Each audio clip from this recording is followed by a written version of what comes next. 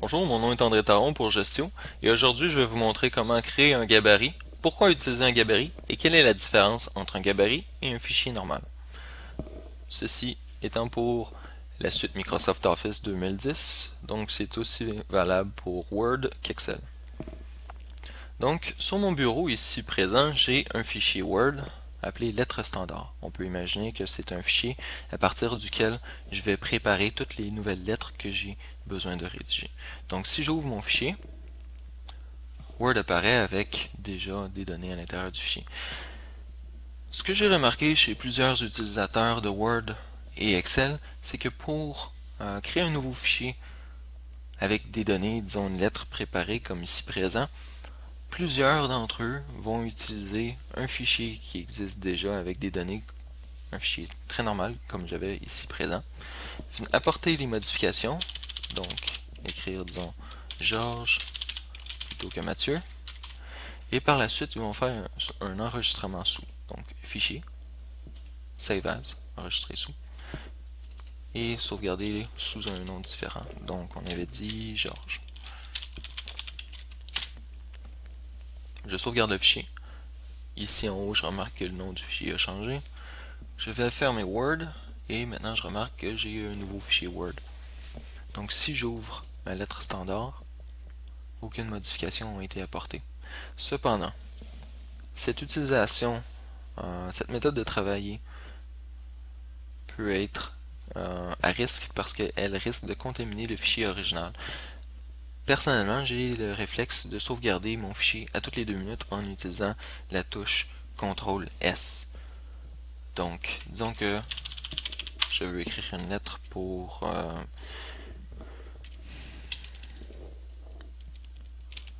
Valvoline.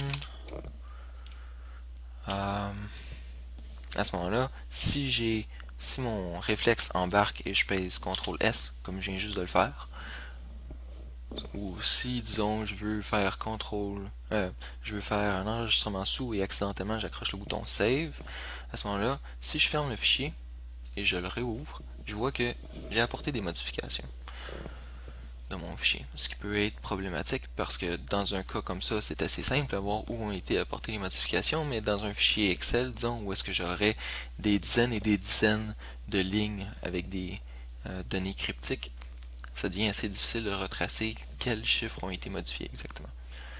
Donc, pour cette raison, il existe les gabarits. Euh, c'est un moyen de préparer un nouveau document et un nouveau document standard sans courir le risque de modifier l'ancien. Donc je vais fermer Word, je vais partir de zéro avec en ouvrant un nouveau fichier Word. Et maintenant, pour avoir accès à mes gabarits, je vais aller dans Fichier, Files, Nouveau. Et maintenant ici, je vois un ensemble de tous les gabarits qui sont proposés déjà par Microsoft. Cependant, moi je veux un gabarit que j'aurais préparé moi-même.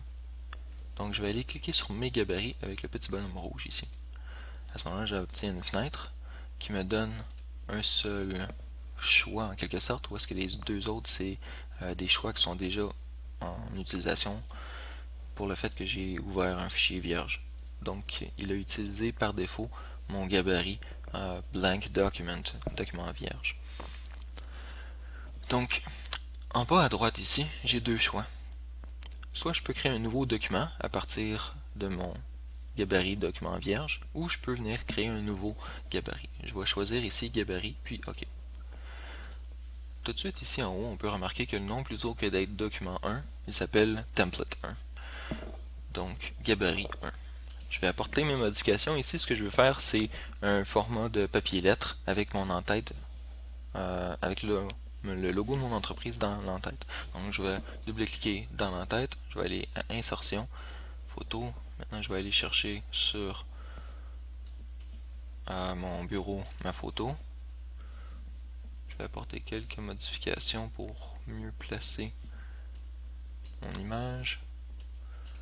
Et voilà, je double-clique dans la zone de texte normale pour sortir de mon en-tête. Je vais écrire objet, des salutations,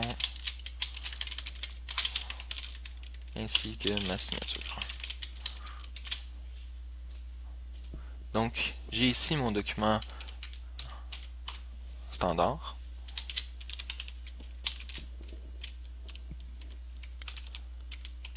Ce que je veux faire ici,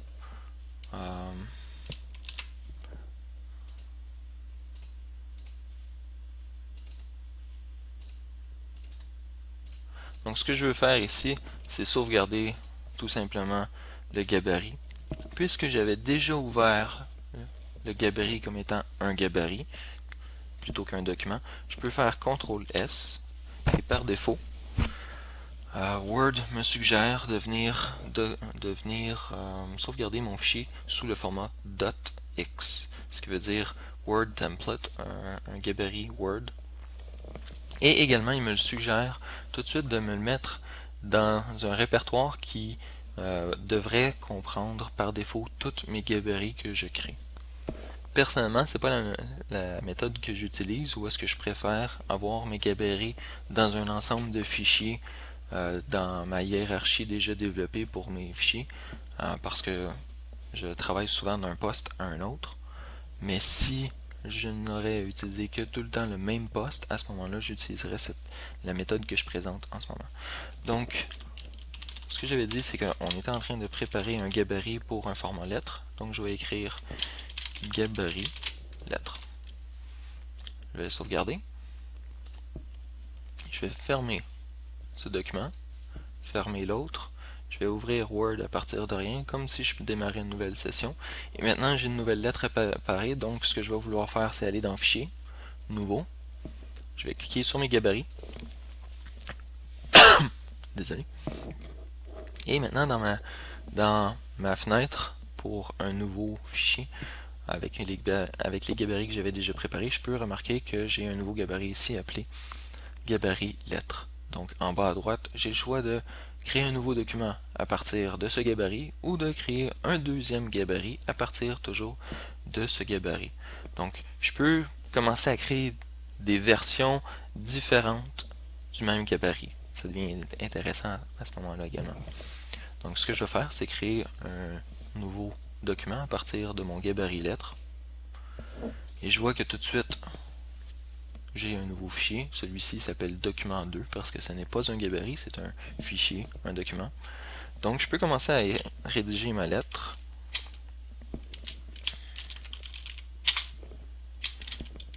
Je vais adresser une lettre à Georges.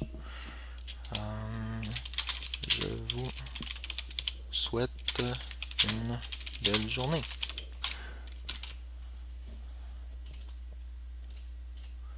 Corriger mes fautes de français. Et maintenant, je peux sauvegarder mon fichier, soit avec CTRL-S, par pur réflexe personnel. Et ce que je remarque, c'est tout de suite, j'ai la fenêtre pour enregistrer sous, plutôt qu'un enregistrement bête, pour la raison que c'est un nouveau document qui n'a jamais été sauvegardé. Donc tout de suite, je peux aller sauvegarder mon document. Je vais aller le placer sur mon bureau, puis je vais l'appeler lettre Georges 2.